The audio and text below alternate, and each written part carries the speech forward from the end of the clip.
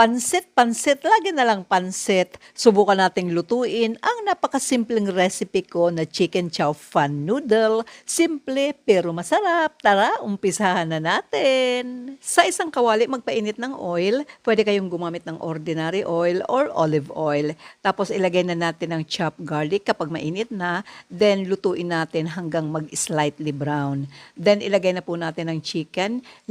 Over po yan, pero pwede kayong gumamit ng fresh at thinly slice. Then lutuin lang po natin ng few seconds. Isisyo ng ground black pepper, soy sauce, mirin at oyster sauce at i-mix lang ng mabuti. Then pwede nang ilagay ang rice noodles na pinakuluan ko yan ng al dente. Tapos i-drain.